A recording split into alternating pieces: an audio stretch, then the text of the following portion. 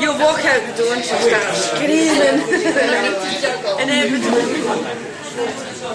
Yeah, you need lots of stuff. There's a car just to carry stuff for me, baby. Hello to the rails here. Hello, Father. How are you? How are you, Martin?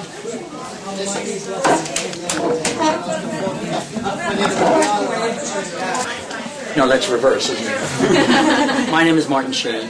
I'm an Irish-American citizen, and I'm in support of these young people who call themselves the Pitstop Ploughshares, who did an action in Shannon several months ago. I want them to introduce themselves, and then I will make a prepared statement. Each one of them will give another statement, and then we'll be open for questions. But until then, you can hold your questions, please. All right, go ahead. My name is Kieran O'Reilly. I've been with the Catholic Worker Movement for 20 years in Australia, United States, England and Ireland. My father is from Clara, County Offaly, and presently awaiting trial for non-violent resistance to the killing spree we've just experienced. Our mandate was from Isaiah's prophecy to beat swords into plowshares, and from the New Testament, which teaches us to love our enemies, which would imply not incinerating their children. So I look forward to an acquittal in an Irish court as we hand this question of conscience to 12 Irish people to wrestle with. My name is Deirdre Chauncey. I'm also with the Pitstop Ploughshares group, and I've been involved with the Catholic Worker in Ireland for the last 6 months, and have been aware of the Catholic Worker movement before that. My main reason for doing this action, which I see as an action of disarmament, completely non-violent, was because I object to my country's role in this slaughter, this mass slaughter that's been going on in Iraq. And it's not just been going on for the last, since the war began, or the so-called war. The war never really stopped, and it's been, sanctions have been a form of warfare against Iraq for the last 12, 13 years. And I object very strongly to my constitution being completely ignored. In Ireland, we fought very hard to stop imperialism from having a hold over our country, and now we're selling out, and I really believe our government is selling out due to their allowing this use of Shannon. This is why I do this action. We're going to have to project a little bit because of the microphone so far away. Sorry. You can stand up if you like. Okay. You got it. All right. Those are all my relatives, so you'll never get them to shut up. My name is Karen Fallon. I live at Fastlane Peace Camp in Scotland. I've been involved with London Catholic Worker and, of course, this Catholic Worker here. And know a lot of people who are involved in the Catholic Worker in the States. The action at Shannon was done in the spirit of peace and faith, and definitely non-violent, and there's a long tradition of this. We committed no crime under international law. We were upholding the law. We were not physically violent to anyone, even though things have been said to the contrary of that. You need to Kleenex. Ireland's One of in you a lads get a very Kleenex, will you? There you go. Quickly. Ireland's in a That's not very big unique enough. position. It's in a position where it's neutral and can be a peaceful country and not get involved in these terrible wars. The United States military travelling through Shannon on its way to kill innocent civilians, men, women and children in Iraq over oil and for the sake of capitalism and money. Coming through Ireland was a big insult to the Irish people, and I came from Scotland to do this action because in Scotland we do not have the freedom or the neutrality of Ireland, and it's horrendous that a nation in such a unique position to be peaceful and loving has allowed the slaughter to go on from one of its airports. That's it. My name is Newen Dunlop. I'm a U.S. citizen, an Irish American, and a Catholic peace activist involved in the Catholic worker in the United States for a long time before taking this action here. My basic belief is that the Holy Spirit lives in everybody, and that it's a violation of that spirit and of life to commit genocide on people, which is what I believe the U.S. government has done to the people in Iraq. As a U.S. citizen, I have to say I'm ashamed that the U.S. military has had a presence in Shannon and has been refueling U.S. planes to kill people in Iraq. I think this is an extreme violation of life, and that all of us need to do everything we can to prevent further genocide. I pray for the Iraqi people who are still undergoing U.S. occupation right now. And I pray for people here in Ireland who still have a U.S. military presence that, from what I've heard, is unwanted by the vast majority of Irish people. My name is Damien Moore, and I've been living in a religious community with the Holy Ghost Fathers in Dublin, Cambridge Manor, Dublin, for the past 2 years. And in that community there's an Iraqi Orthodox monk from Mosul who has not been able to contact his family over the past 3.5 months. The war in Iraq waged by a belligerent state, the United States, the British armies, Australian armies.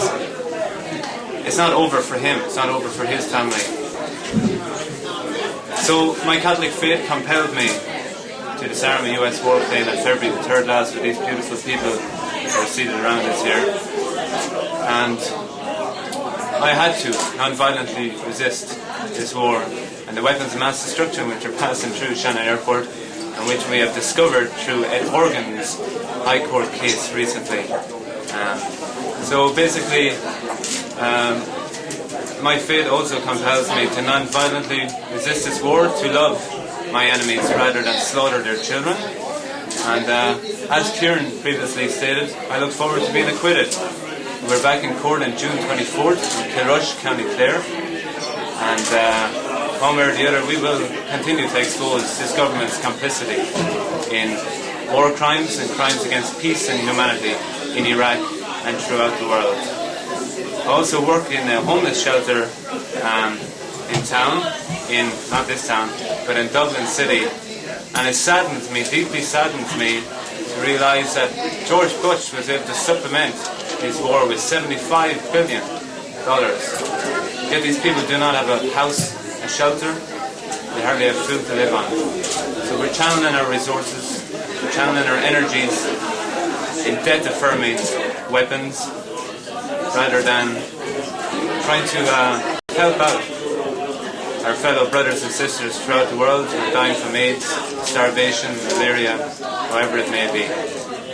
So I also want to thank Martin especially for facilitating this opportunity and for providing us with the context of the Catholic worker and the Ploughshares heritage, that we're a credible force of people, and welcome back to his roots. Thanks so much. I'm going to read a statement now, and then we'll take questions, please. The action of these brave and committed young people at Shannon sprang from the command of Isaiah to beat swords into plowshares and study war no more, in compliance with the gospel of the nonviolent Jesus, as well as the Nuremberg principles. As Christians, we are never asked to be successful, we're only asked to be faithful.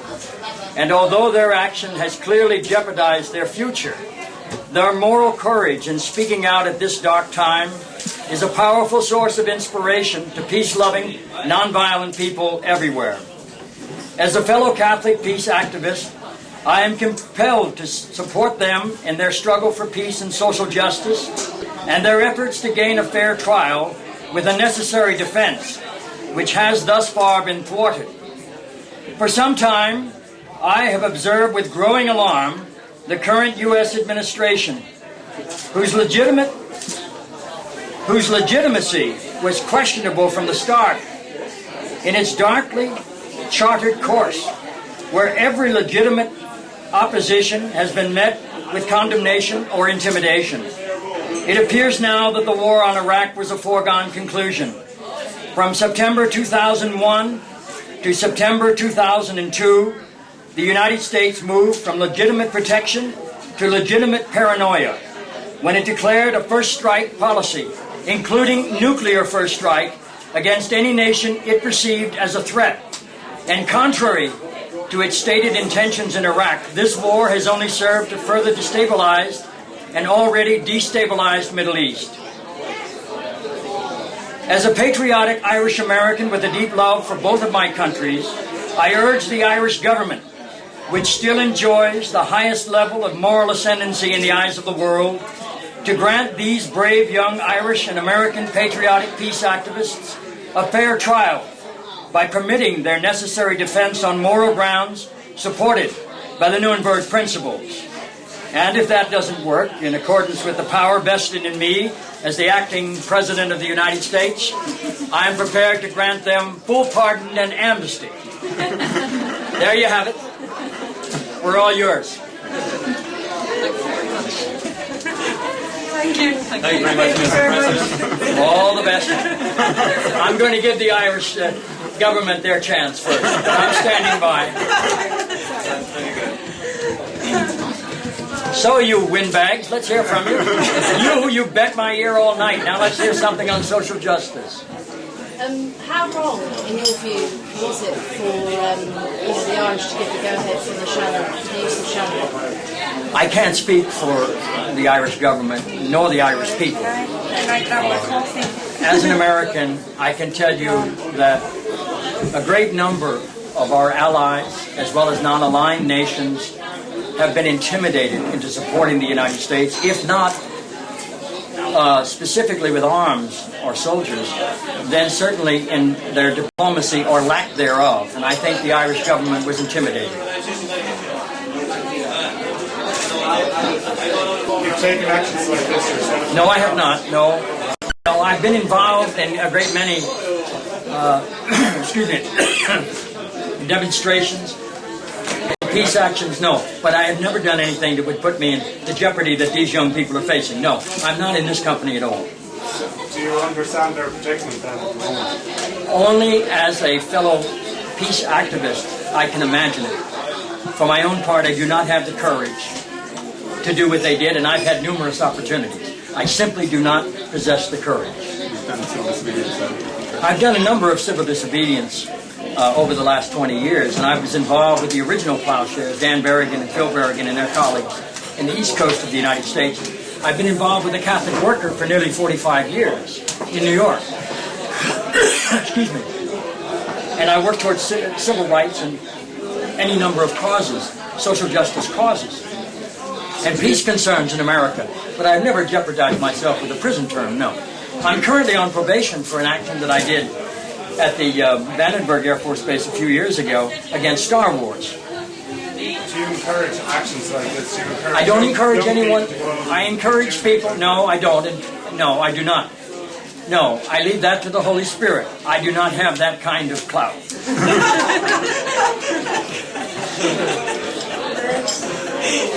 So you're 100% behind. I am. I am. Let it be a lesson to you. Will you attend the trial? Unfortunately, I won't be in the country at the time of the trial, but I will be following the proceedings from the States. How do you see the development of the future development of politics in the United States?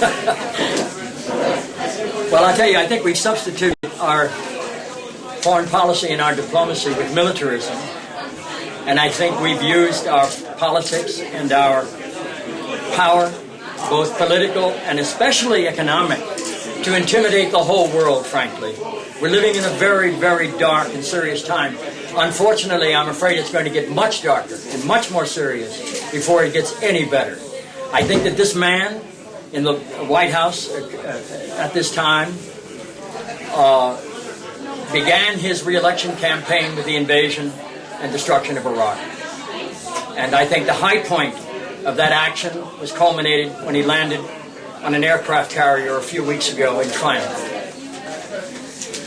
If you could think of one word, one adjective to describe the man in the White House, what would it be? Insecurity. Really? Absolutely.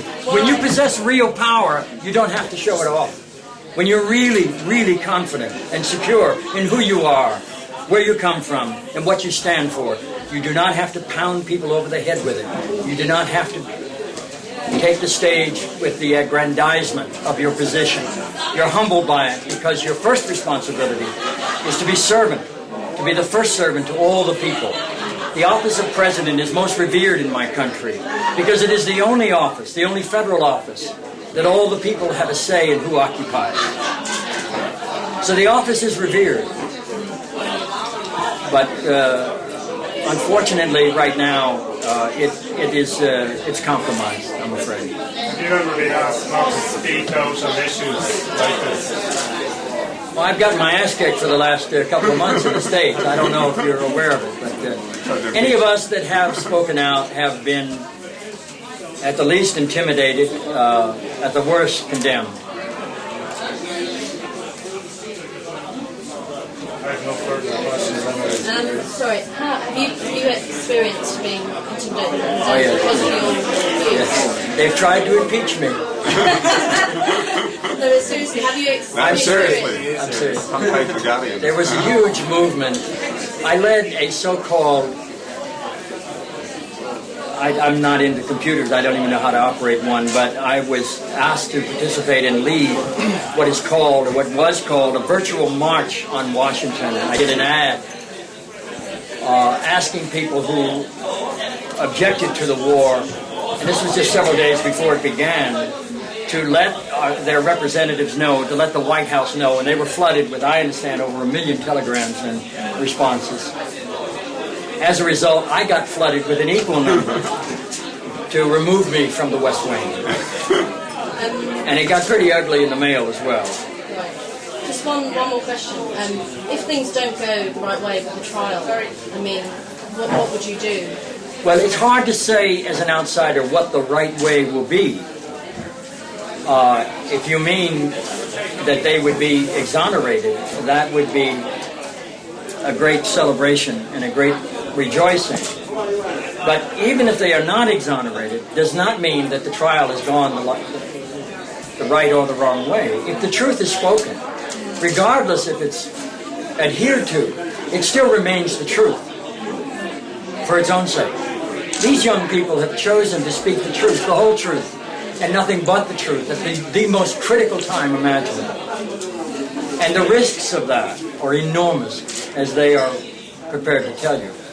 If, for example, there's, I don't know, fines or imprisonment or something like that, Excuse me, tell them what you're facing.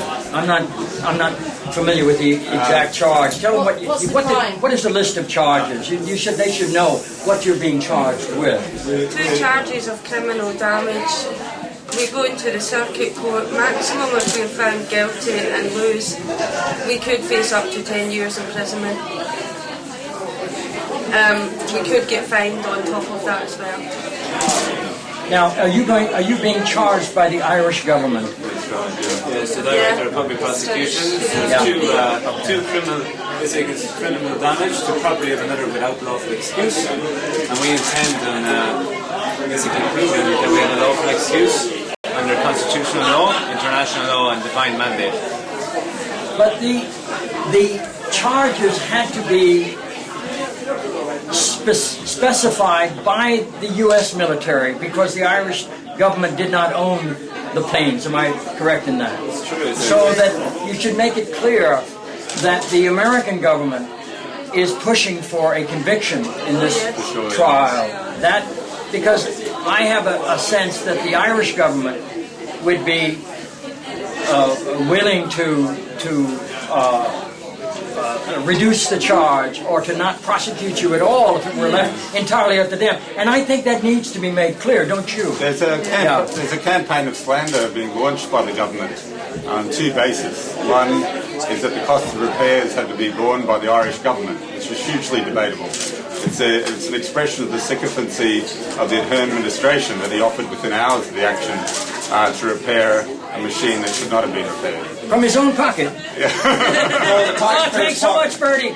And secondly, there was slander within hours of the non-violent action that we had assaulted and hospitalised a member of the Garda. The Garda press officer released by 12 o'clock the next day a press release refuting that, saying no one was assaulted and no one was hospitalised. Yet the media persists in using this slander, saying that we overpowered a guard. Was he identified, this guard? Yeah, the man had a stress attack, and the only fears he expressed was that he would lose his job. He was not scared of us, he was scared of the authorities. And we comforted him during the action. And these two things are being used as a campaign of slander to prejudice a potential jury. And we feel that the charges should be dropped because the course of justice has already been perverted by several ministers and other people in the government. So we feel that, as Damien said, that we're innocent of these charges under divine law, international law, the Irish Constitution, and domestic law as having a lawful excuse. And the real crimes are facilitated by the governments that have killed thousands of people, Iraqi people, ordinary people like you, journalists, mothers and fathers and kids, and others in Iraq, and they don't even bother to count the dead anymore there. And the war is still going on. People are still dying from their napalm scars, from their amputations, from their starvation. The war has not ended for the people of Iraq. The war has not ended for us on trial. It has not ended for military resistors in the British and American government who refuse to carry out those orders.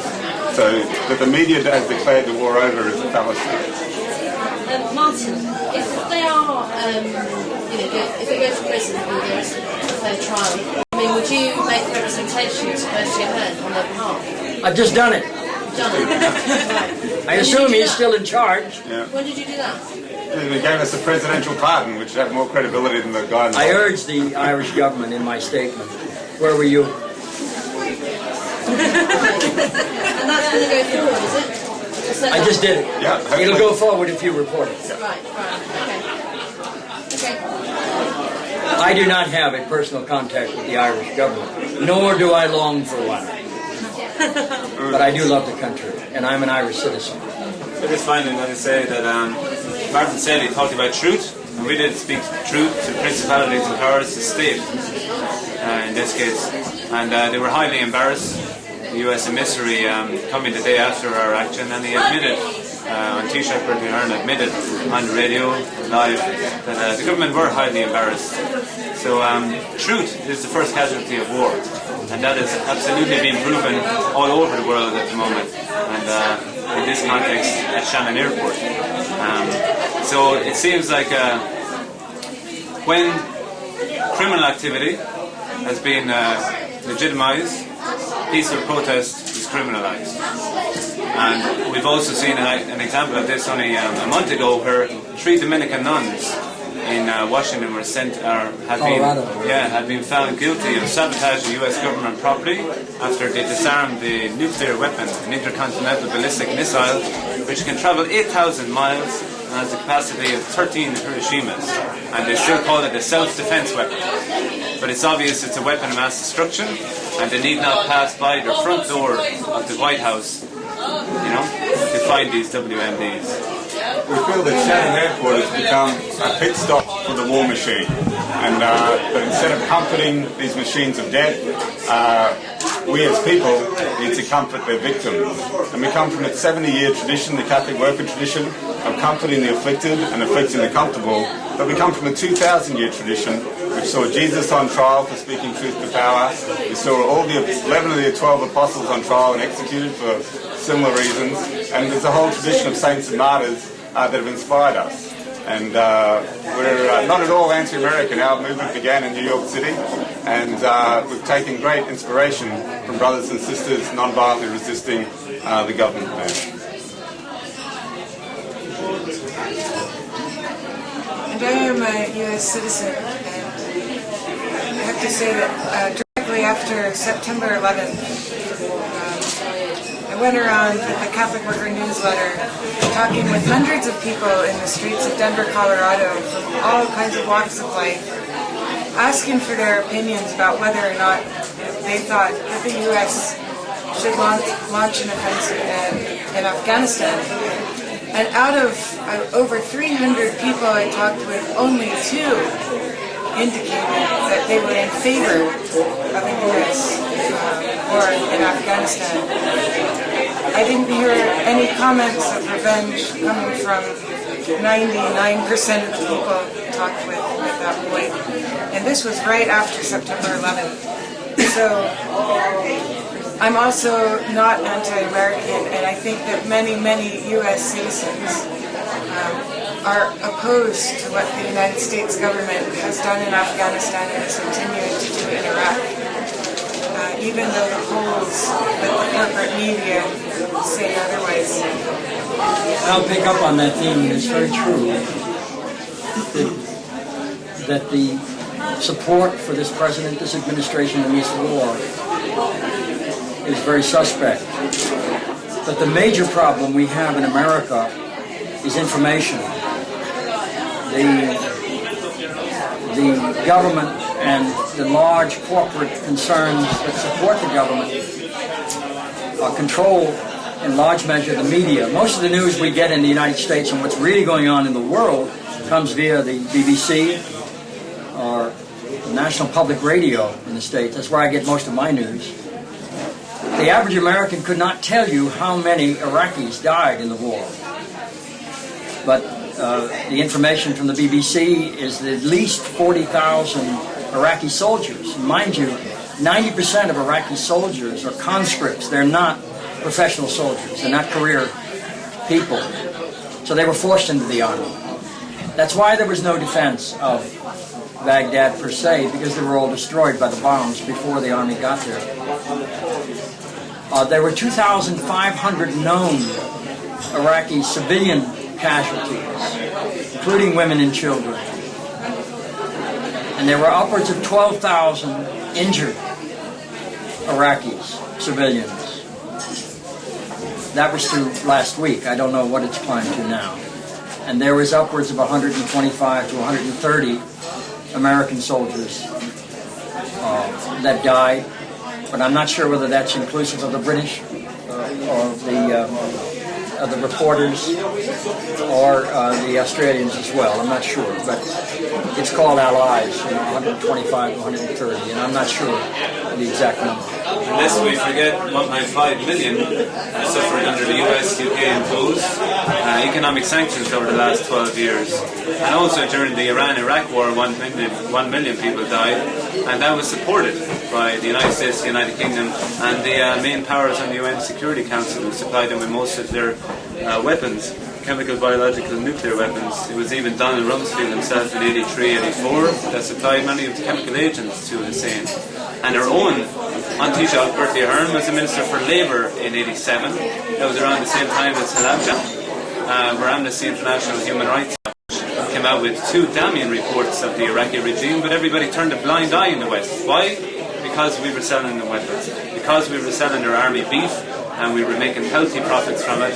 But no longer are we making profits throughout the 90s, so we have to basically turn our backs on them and turn our backs on the people of Iraq and slaughter them over 2 decades. Not just 4 weeks, 2 decades. Those sanctions and this war, they haven't hurt Saddam's regime at all. They haven't hurt the people that the Bush administration has maintained that it is out to get. They've hurt the civilians on the ground, the very people who they are claiming to liberate. You know, there's something fundamentally contradictory about saying we're here to liberate you, just even as we slaughter you. And our government is complicit in this. They've lied about us, and the reason they've lied about us is because they've consistently lied to the Irish people, and they're lying about us to cover up their own lies, and it's just become a web of deceit. So, I mean, I think it's very important that the truth gets out, that people actually know the truth about peaceful protests. Our protest was fundamentally peaceful, and they know the truth about what the Irish government has not been telling the Irish people with regard to the use of children.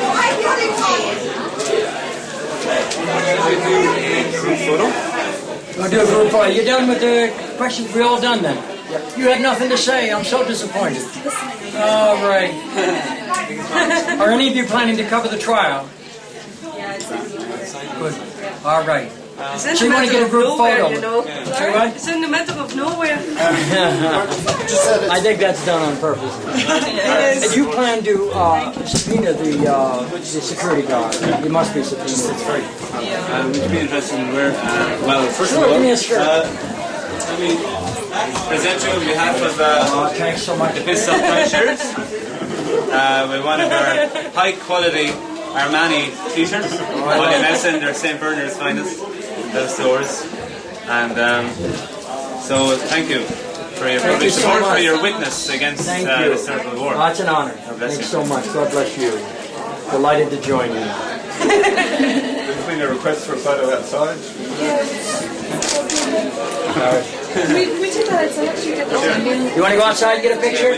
That's extra. All right, we'll go get it. There was just a line in it that I didn't catch. What was that? Yeah, well, it's required to know what their government is doing in their name. But when they know that the government is committing immoral acts, that they are required to stop it. So in a nutshell, you just urged the Irish government to back up the Nuremberg principles and allow them in their defense. Because that would assure an acquittal. It's like, it's against the law to break into someone's house. But if you're walking past and there's a fire going on, you are required morally, and in every other human way, to enter the house should there be any occupants that are unaware of it, to warn them and help save their lives. That's what these people did, and that's the defense that they need. So basically, defence in a fair trial. It's called necessity defense. Yeah. Necessity. Yeah. Get a picture taken. I'll be right back. All the best. How are you doing? How you doing? I'll be right back.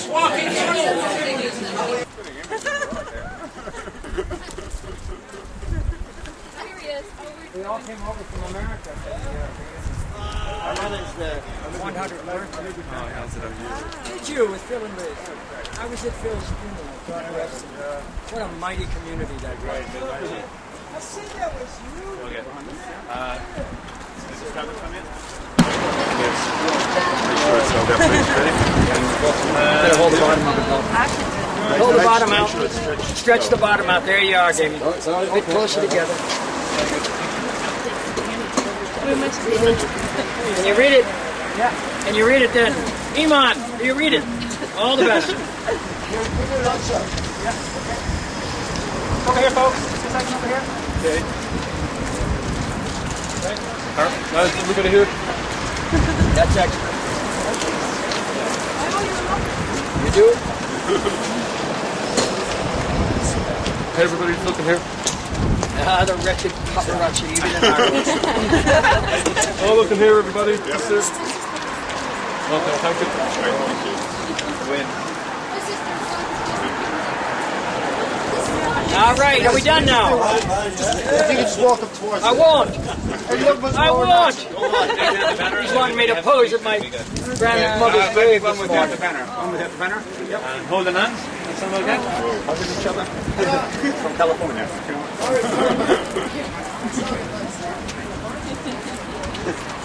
The man with the Jeep in it.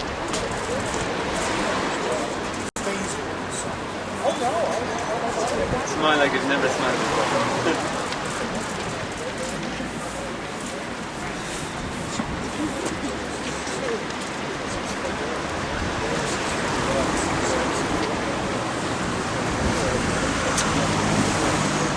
Who's the attractive one that they're taking out the photos of? It's the two Americans. Oh, that's so defiant. The post-trial photo. All right, love, you go.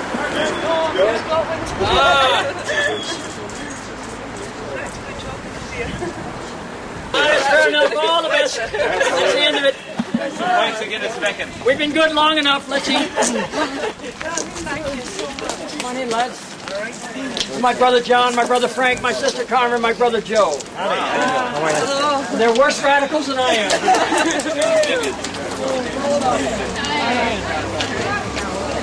How you doing? Hey. Nice to meet you. How's it going? Nice to meet you, Joe.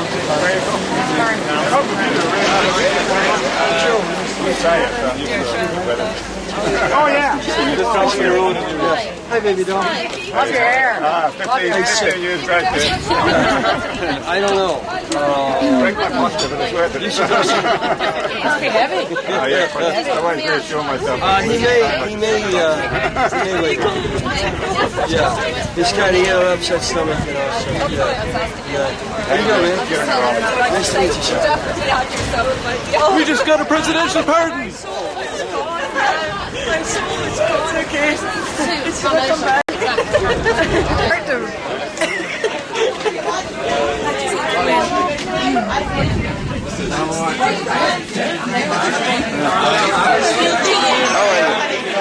You're well.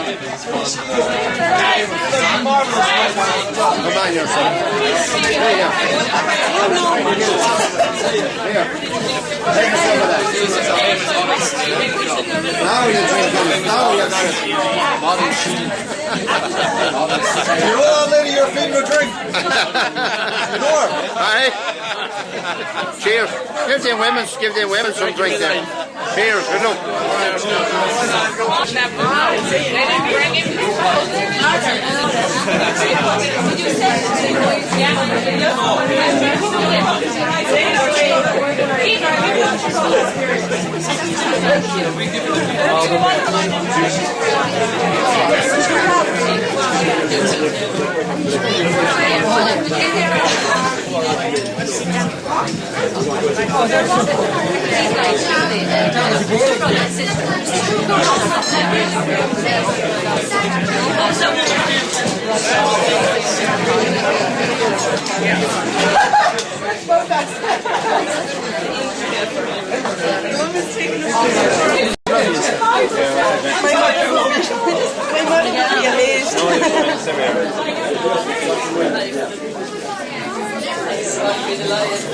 Do you ever get used to all this media stuff? It feels like I'm selling my soul. I used to have to think of it as a, on the world. Yeah. Thank you so much.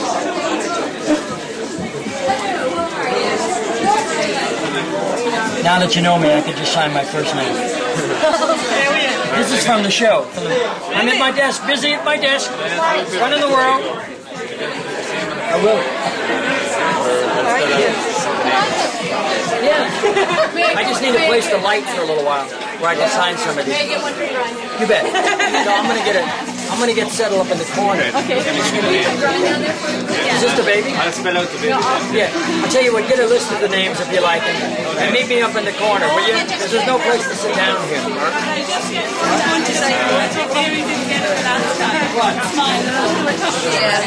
The property of another without lawful excuse.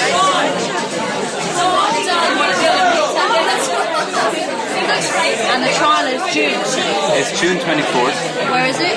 Kilrush, County Clare. That's a pre-trial hearing, and they would have to panel a jury, which might take a day or two, so it could very well go on at the end of June, or else it could actually be pushed back to the next circuit court hearing in October, depending on how many cases are there, you know. And, oh, I didn't realise there was a film.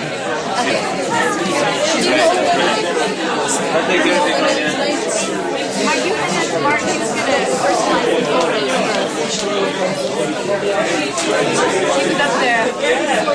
I can do it, Karen. No, I do it because I want to go. Okay. She wants to talk about Bob Dylan film, don't you? We're trying to see if we're at a presidential party. Yeah, I just feel weird.